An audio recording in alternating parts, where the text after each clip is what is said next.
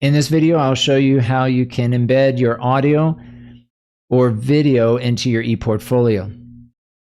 Notice here I'm in my OneDrive, and I always recommend that you use your university OneDrive account so you don't use any of your personal space, let's say in Google Drive, for example. I would rather you use the space that you have for any kind of school projects. Try to maintain your files within your school OneDrive account.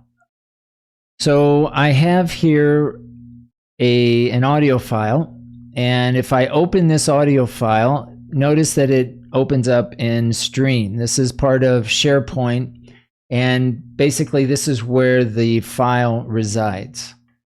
Now, just so you know that the Microsoft Teams, some of you are working in files within Microsoft Teams, and I also have another file. This is a separate file, even though, in fact, no, it does have a separate name as well. This is, if I click here, another audio file that also resides in Stream. That's also part of SharePoint. So SharePoint basically is the back end where all of the files reside, and you'll be able to view those audios and videos through the Stream application here.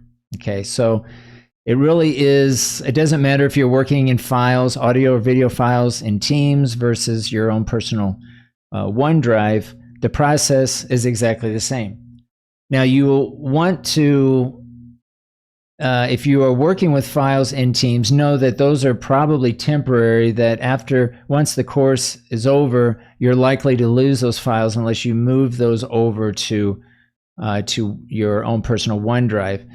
That really is the only difference, is the OneDrive is going to stay with you as long as you are a student, versus typically Teams files are going to perhaps go away once the course has been completed.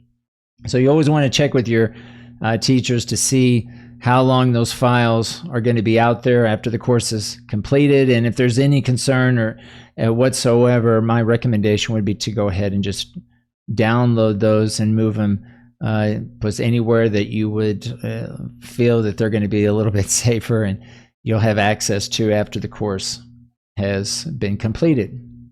Okay, so I have here one of my audio files, and this process is exactly the same whether it's an audio or video, and we're going to share this audio.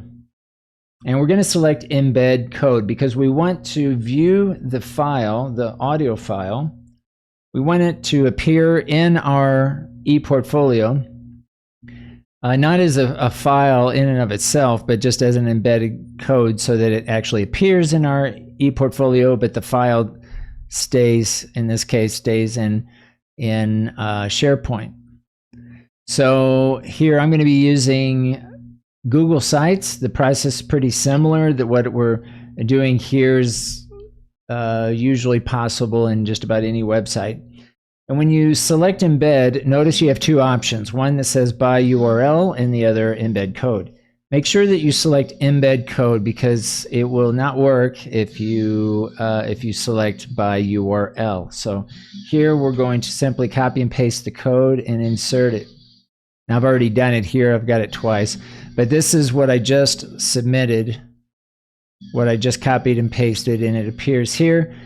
Now notice I'm in the dashboard, so I will need to publish these changes so that the changes appear in the public page.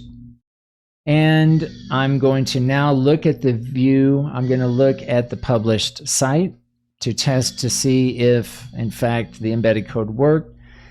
And it looks like it did work. So I'll scroll down here and I can hit play, and that's what we want. We want to be able to see the audio or video within the ePortfolio without having to upload a file to the ePortfolio, that it's going to, in this case, reside in SharePoint, whether it's in my files or Microsoft Teams, but it's viewable, it's accessible in my ePortfolio.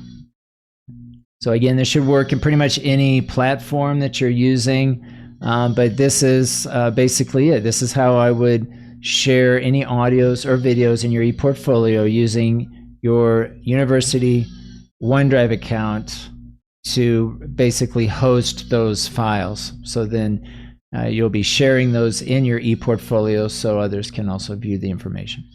So I hope this helps. If you do have any questions about any of the technology that we're going to be using in class, please let me know.